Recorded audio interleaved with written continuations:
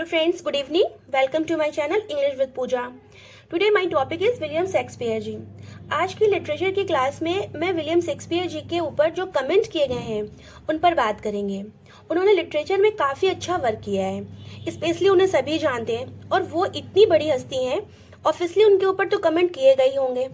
आज उन्हीं कमेंट पर हम बात करेंगे क्योंकि ये एग्ज़ाम में पूछे जाते हैं और ये बहुत ज़्यादा इम्पॉर्टेंट टॉपिक आप लोगों के लिए होने जा रहा है.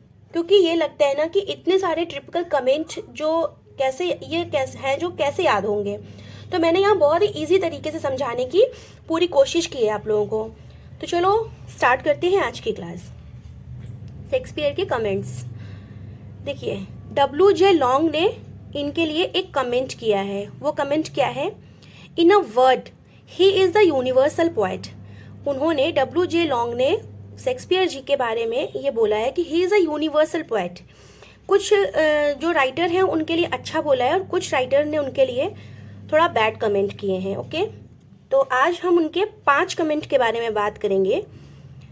W.J. लॉन्ग ने कहा है ही इज़ द यूनिवर्सल पोएट. अब देखिए, अगर एक शब्द में उनके बारे में बोला जाए तो वो एक यूनिवर्सल पोएट हैं. जैसे इंडिया से लिटरेचर पढ़ रहे हैं कुछ लोग या फिर कहीं और देश से उन्हें पढ़ा जा रहा है, अगर हम सिर्फ शेक्सपियर की बात करते हैं तो हर व्यक्ति को कनेक्ट करते हैं वो. जैसे आपने उनके प्ले को पढ़ा तो कहीं ना कहीं आप उनके प्ले को पढ़कर उनसे कनेक्ट हो जाते हैं. जैसे उनके कोटेशन, उनके कमेंट को पढ़ा जाए तो अपना एक इन्फ्लुएंस वो छोड़ते हैं.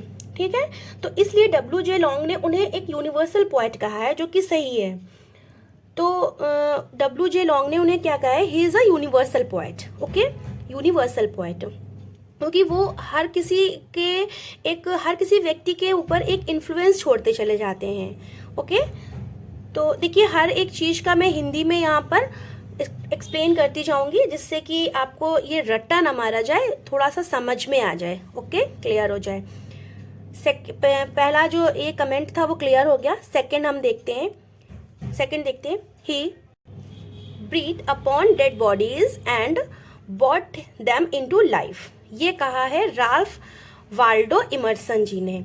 क्या कहा है हिंदी में, इसको समझते हैं. देखिए, उन्होंने ये बोला है कि उनका बोलने का ये मतलब था कि he breathe upon dead bodies and bought them into life.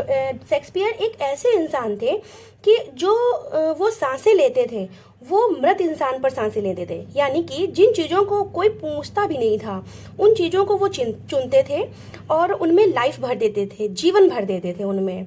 Okay, तो इस तरीके के वो इंसान थे. समझ में आया? इन्होंने ये बोला है कि जो शेक्सपियर जी थे वो एक ऐसे इंसान थे कि जैसे जो मृत चीज़ें भी होती थी, जिन्हें कोई पूंछ नहीं होती थी, उनमें भी वो एक जीवन भर देते थे, लाइफ भर देते थे. वो मृत चीज़ों को भी जीवित कर देते थे. इस तरीके से वो लिखते थे कि चीज़ें बोल उठती थी, मृत चीज़ें भी बोल उठती थी. समझ में आया? तीसरा इनका कमेंट है, T.S. इलियट जी ने बोला है. क्या बोला है? We can say of Shakespeare that never has a man turned so little knowledge to such great account. क्या मतलब है इसका? T.S. इलियट जी ने इनके बारे में कमेंट किया है कि हम कह सकते हैं कि शेक्सपियर जी के बारे में कि ऐसा कभी नहीं हुआ, इतने कम और थोड़े से नॉलेज में, इतने कम और थोड़ी सी जानकारी में भी इतना सारा और इतना अच्छा लिख डाला, इतना अच्छा उन्होंने अपना कंट्रीब्यूशन इस फील्ड में दे डाला. जैसे उन्होंने बहुत ही थोड़ी नॉलेज थी, उन्होंने स्कूलिंग की थी और तब भी उन्होंने थोड़ी सी नॉलेज थी, ज़्यादा नॉलेज नहीं थी उन्हें. फिर भी उन्होंने इतना अच्छा काम किया, इतना अच्छे प्ले लिखे.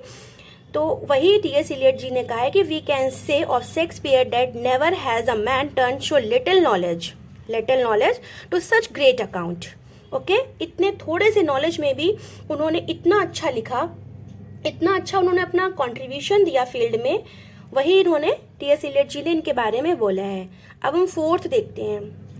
I don't remember that any book or any person or event in my life ever made so great in me as the play of Shakespeare. ये कहा है गोथ जी ने. क्या कहा है हिंदी में समझते हैं? अब देखिए गोथ ने कितनी अच्छी बात उनके लिए बोली है कि आई डोंट रिमेम्बर दैट, मुझे कुछ भी याद नहीं है कि कोई बुक हो या कोई पर्सन हो या फिर कोई ऐसा इवेंट रहा हो जो मेरे जीवन काल में किसी ने भी मेरे ऊपर ऐसा कोई प्रभाव नहीं डाला। मुझे तो कुछ याद ही नहीं, जैसा कि विलियम शेक्सपियर जी के प्ले को पढ़ने के बाद उनका इन्फ्लुएंस मेरे ऊपर आया है।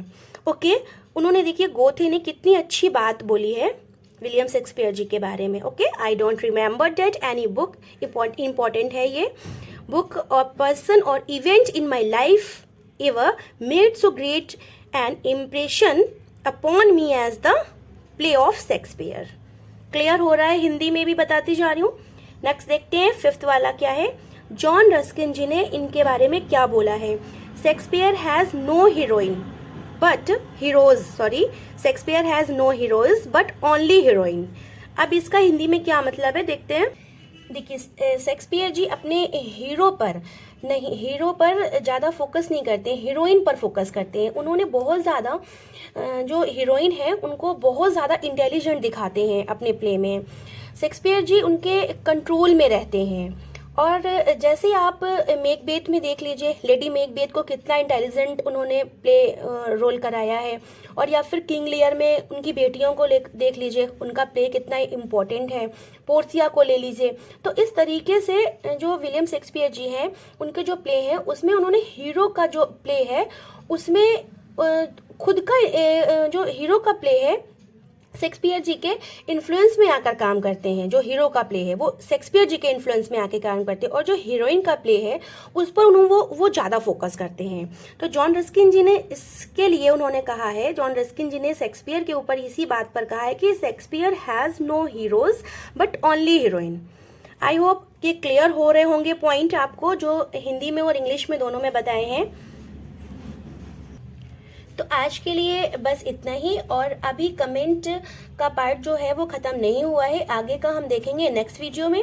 और अगर आपको मेरी वीडियो अच्छी लग रही हो तो प्लीज़ सब्सक्राइब करें मेरा channel English with Pooja. Bye bye.